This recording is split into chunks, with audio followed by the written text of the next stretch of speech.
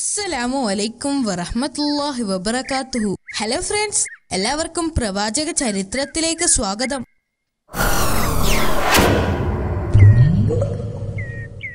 പ്രവാചകൻ തന്റെ ജനത്തോട് കരുണ കാണിക്കുന്നതിനായി നിരന്തരം അള്ളാഹുവിനോട് പ്രാർത്ഥിക്കുമായിരുന്നു. മറ്റുള്ളവരോട് കരുണ കാണിക്കാനും അള്ളാഹുവിൽ വിശ്വസിക്കുവാനും അദ്ദേഹം തന്റെ ജനങ്ങളോട് പറയുമായിരുന്നു. ഒരിക്കൽ അദ്ദേഹത്തിന്റെ കൂടെയുള്ള ഒരാൾ പ്രവാചകന്റെ അത്ഭുതത്തെക്കുറിച്ച് പറഞ്ഞു. പ്രവാചകൻ മരണത്തിൽ നിന്ന് 4 പേരെ ജീവിതത്തിലേക്ക് കൊണ്ടുവന്നിട്ടുണ്ട്. ഇത് കേട്ട് ജൂതന്മാരിൽ ഒരാൾ ഈ അടുത്തു മരിച്ച ഒരാളുടെ ചേതനയേറ്റ ശരീരത്തെ പുനർജീവിപ്പിക്കാൻ പറഞ്ഞു. സാം എന്ന ആളെ ജീവിതത്തിലേക്ക് കൊണ്ടുവരാൻ ആവശ്യപ്പെട്ടു. ആളുകൾ പ്രവാചകനോടൊപ്പം അയാളുടെ കല്ലറയുടെ അടുത്തേക്ക് പോയി. അവിടെ നിന്നും അയാളെ ജീവിതത്തിലേക്ക് തിരിച്ചു കൊണ്ടുവരാൻ വേണ്ടി അള്ളാഹുവിനോട് അദ്ദേഹം പ്രാർത്ഥിച്ചു. എന്തൊരു അത്ഭുതം! അയാൾ ആ കല്ലറയിൽ നിന്നും ജീവനോടെ എഴുന്നേറ്റ് വന്നു. ഒരിക്കൽ പ്രവാചകൻ തന്റെ അനുയായികളോട് 30 ദിവസം നോമ്പ് അനുഷ്ഠിക്കാൻ ആവശ്യപ്പെട്ടു. അവർ സമ്മതിക്കുകയും അവർ ഉപവാസം ആരംഭിക്കുകയും ചെയ്തു. 30 ദിനരാത്രങ്ങൾ ഉപവസിച്ചതിനു ശേഷം ശിഷ്യന്മാർ അദ്ദേഹത്തോടൊപ്പം മരുഭൂമിയിലേക്ക് യാത്രയായി. പ്രവാചകനോടൊപ്പം ആയിരക്കണക്കിന് ആളുകൾ അദ്ദേഹത്തെ അനുഗമിച്ചിരുന്നു. അനുയായികളിൽ പലരും രോഗബാധിതരായിരുന്നു. പ്രവാചകൻ അവരെ സുഖപ്പെടുത്തുമെന്ന് അവർ വിശ്വസിച്ചു. ഒരു സംഘം ആളുകൾ പ്രവാചകന് എതിരായിരുന്നു. പ്രവാചകൻ എവിടെ പോയാലും അവർ കൂടെയുണ്ടാകും. അവർ കൂടെ പോയിരുന്നത് അദ്ദേഹത്തെ പരിഹസിക്കാനും അവസരം കിട്ടുമ്പോഴെല്ലാം നിന്ദിക്കാനുമായിരുന്നു. 30 ദിവസം ഉപവാസ ശേഷം സത്യനിഷേധികൾ പ്രവാചകനോട് ചോദിച്ചു. അവർക്ക് ആകാശത്ത് നിന്നും ഭക്ഷണം ലഭിക്കുമായിരുന്നെങ്കിൽ അവരുടെ ഉപവാസം അള്ളാഹു സ്വീകരിച്ചു എന്ന് ഉറപ്പാക്കാമായിരുന്നു. അവർ ഉപവാസം അവസാനിപ്പിക്കുന്ന ആ ദിവസം എന്തെങ്കിലും പ്രത്യേക ഭക്ഷണം കഴിക്കാൻ അവർക്ക് ആഗ്രഹമുണ്ടെന്ന് അറിയിച്ചു. അവിടെ ആയിരക്കണക്കിന് ആളുകളുണ്ടായിരുന്നു. ഇത്രയും പേർക്ക് ഭക്ഷണം എത്തിക്കാൻ പ്രവാചകനെ സാധിക്കില്ല എന്ന് അവർക്കറിയാമായിരുന്നു. പ്രവാചകൻ അവരുടെ ആവശ്യങ്ങൾ അംഗീകരിച്ചു. എന്നിട്ട് അല്പം മാറിയിരുന്ന് അള്ളാഹുവിനോട് പ്രാർത്ഥിച്ചു. എന്തൊരു അത്ഭുതം! പ്രവാചകന്റെ പ്രാർത്ഥന ദൈവം സ്വീകരിച്ചു.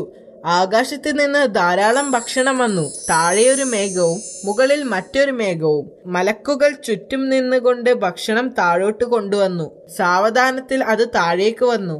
ആ സമയത്ത് പ്രവാചകൻ തന്റെ പ്രാർത്ഥനകളിൽ മുഴുകിയിരിക്കുകയായിരുന്നു. ആഹാരം പ്രവാചകന്റെ തൊട്ടടുത്ത് വന്ന് നിന്നു. ഒരു വെളുത്ത തുണി കൊണ്ട് അത് മൂടിയിരുന്നു. അള്ളാഹുവിന്റെ നാമത്തിൽ പ്രവാചകൻ മെല്ലെ ആ തുണി എടുത്തു മാറ്റി. മൂടിയിരുന്ന ആ തുണി മാറ്റിയപ്പോൾ ചുറ്റും കൂടി നിന്ന ആളുകൾ അത്ഭുതത്തോടെ അതിലേക്ക് നോക്കി. 7 വലിയ മീനും 7 അപ്പവും വിനാഗിരിയും ഉപ്പും തേനും മറ്റ് പഴങ്ങളും ഉണ്ടായിരുന്നു. അതിന് കൊതിപ്പിക്കുന്ന മണം ഉണ്ടായിരുന്നു. അവർ ഇതിനു മുൻപ് ഇതുപോലെ ഒരു മണം അനുഭവിച്ചിട്ടില്ലായിരുന്നു. അപ്പോൾ ഈസാ നബി അവിശ്വാസികളോട് അതിൽ നിന്ന് കഴിക്കാൻ പറഞ്ഞു. താങ്കൾ അതിൽ നിന്ന് എടുത്ത് കഴിക്കുന്നത് കണ്ടതിന് ശേഷം മാത്രമേ ഞങ്ങൾ കഴിക്കുകയുള്ളൂ എന്ന് അവർ പ്രവാചകനോട് പറഞ്ഞു. ഇത് ആവശ്യപ്പെട്ടത് നിങ്ങളാണ്, അതുകൊണ്ട് ആദ്യം നിങ്ങൾ ഇത് കഴിക്കണം. പ്രവാചകൻ അവരോട് ആവശ്യപ്പെട്ടു. പക്ഷേ സത്യനിഷേധികൾ അത് നിരസിച്ചു. അപ്പോൾ പ്രവാചകൻ ദരിദ്രരും രോഗികളും അന്ധരും അംഗവൈകല്യമുള്ളവരുമായ ആളുകളോട് അതിൽ നിന്ന് കഴിക്കാൻ ആവശ്യപ്പെട്ടു. അവർ 1000-ഓളം ആളുകൾ ഉണ്ടായിരുന്നു. അവരെല്ലാവരും അത് കഴിച്ചു. അപ്പോൾ മറ്റൊരു അത്ഭുതം സംഭവിച്ചു. അതിൽ നിന്ന് ഭക്ഷണം കഴിച്ച എല്ലാ രോഗികളെയും അള്ളാഹു സുഖപ്പെടുത്തി. വികലാംഗരെയും അന്ധന്മാരെയും മറ്റുള്ളവരെയും സംബന്ധിച്ചിടത്തോളം അതൊരു അത്ഭുതം തന്നെയായിരുന്നു. സത്യനിഷേധികളെ ആദ്യം ക്ഷണിച്ചിട്ടും അവർ അത് കഴിക്കാൻ വിസമ്മതിച്ചതിൽ അവർ ഇപ്പോൾ ദുഃഖിക്കുന്നുണ്ടായിരുന്നു. ഈ സദ്യയുടെ വാർത്ത അതിവേഗം പരന്നു. ആ വാർത്ത നഗരത്തിലുമെത്തി. ആയിരക്കണക്കിന് ആളുകൾ ഈ ദിവ്യ സദ്യക്ക് സാക്ഷ്യം വഹിക്കാൻ അങ്ങോട്ട് യാത്രയായി. വിരുന്നിൽ പങ്കെടുക്കാൻ ആഗ്രഹിക്കുന്നവരുടെ എണ്ണം ഇപ്പോൾ വളരെ കൂടുതലായിരുന്നു. പ്രവാചകൻ എല്ലാവരോടും ഭക്ഷണം കഴിക്കാൻ പറഞ്ഞു. ദിവസങ്ങൾ കഴിഞ്ഞു.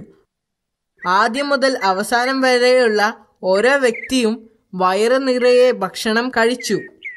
ഓരോ ദിവസവും 7000-ഓളം ആളുകൾ ഭക്ഷിച്ചതായി പറയപ്പെടുന്നു. 40 ദിവസത്തിനു ശേഷം ദരിദ്രർക്ക് മാത്രം ഭക്ഷണം നൽകിയാൽ മതിയെന്നും ധനികർക്ക് നൽകേണ്ടതില്ല എന്നും അള്ളാഹു പ്രവാചകനോട് ആവശ്യപ്പെട്ടു.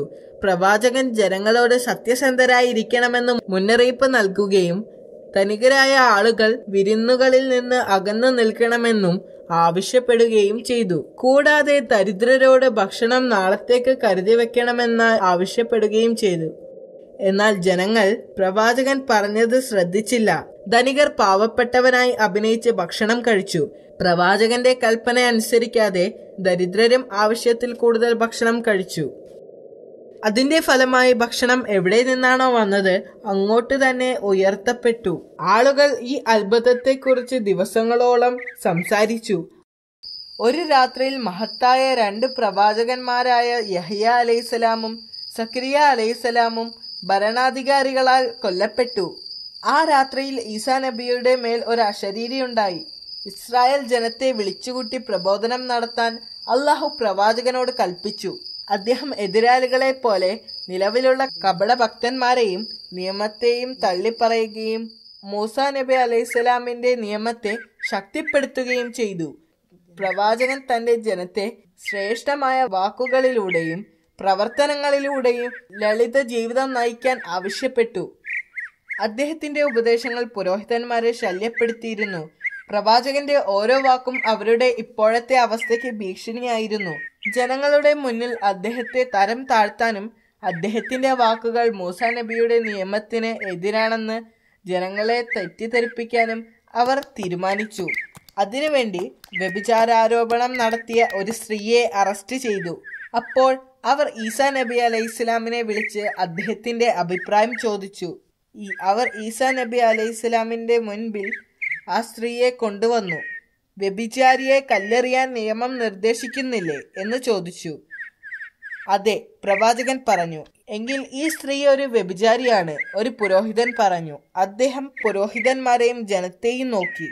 അന്നത്തിനു വേണ്ടി തെറ്റ് ചെയ്ത ഈ സ്ത്രീയേക്കാൾ പാപികളാണവരെന്ന് പ്രവാചകൻ അറിയാമായിരുന്നു. ആ ദിവസം വ്യഭിചാര കുറ്റത്തിന് അദ്ദേഹം ഒരു പുതിയ നിയമം കൊണ്ടുവന്നു. അദ്ദേഹം ജനങ്ങളുടെ നേരെ പുഞ്ചിരിയോടെ നോക്കി ഉച്ചത്തിൽ പറഞ്ഞു, നിങ്ങളിൽ പാപം ചെയ്യാത്തവർ അവളെ കല്ലെറിയട്ടെ. എന്നാൽ ചുറ്റും നിന്ന ആളുകൾ ഒന്നും മിണ്ടുന്നില്ല. ആരും അവളെ കല്ലെറിയാൻ ധൈര്യപ്പെട്ടില്ല.